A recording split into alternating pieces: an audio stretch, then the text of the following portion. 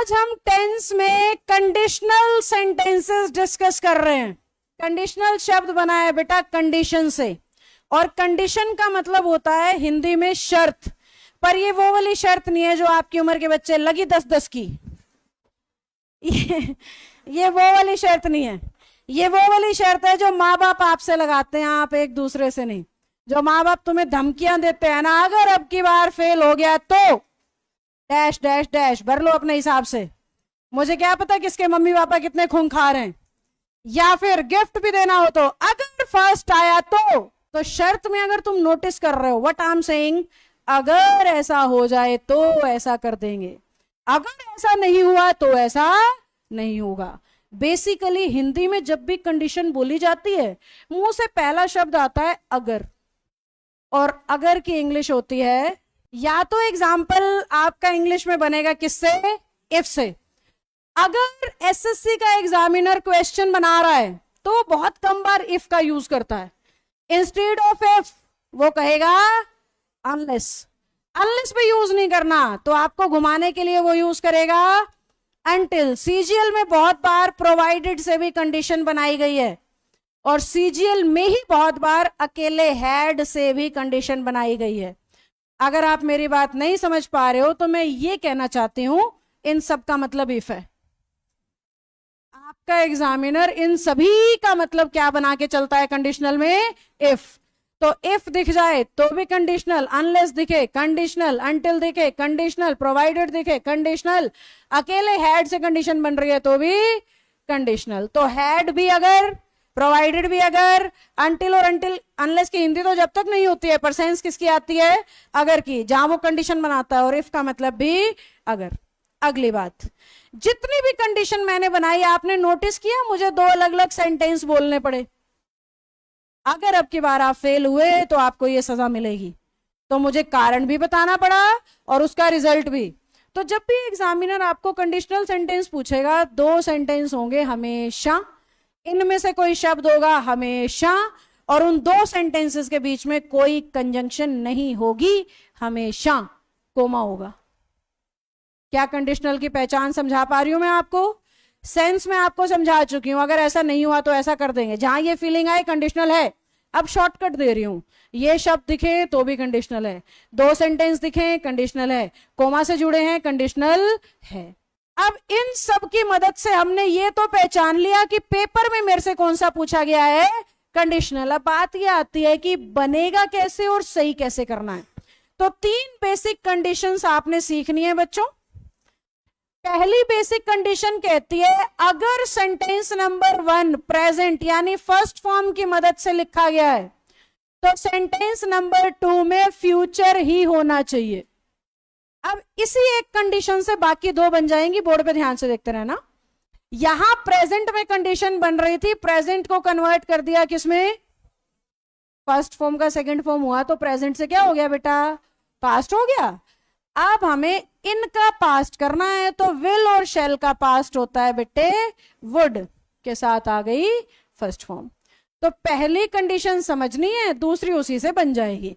पहली कंडीशन कह रही है जी प्रेजेंट का लेना देना है फ्यूचर से।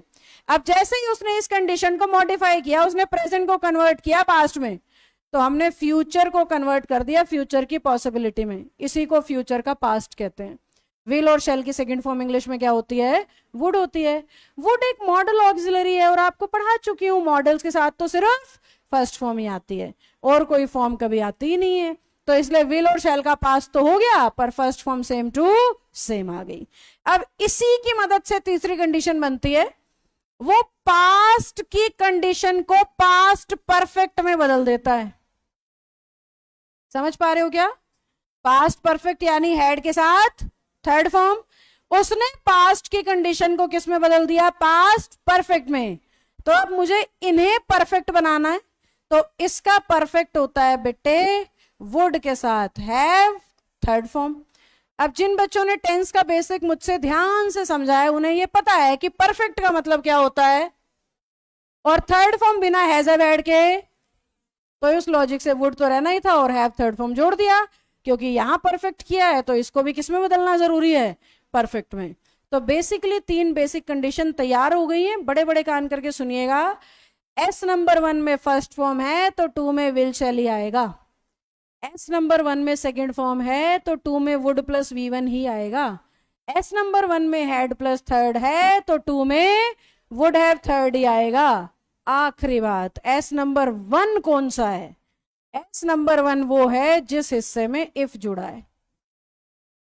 इफ यानी ये सारे, जिस हिस्से में इसमें से कोई शब्द कनेक्टेड है वो सेंटेंस नंबर 1 है, ना कि जो आगे है वो 1 है।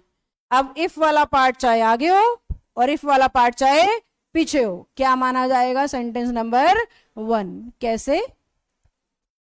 मैंने कहा if I will help him he will pass the test, या पास द एग्जाम, या कुछ भी लिख लो आप, डजंट मैटर। मन गढ़ंत सेंटेंस है, कुछ भी बना लो। तो सेंटेंस क्या बना? अगर मैं उसकी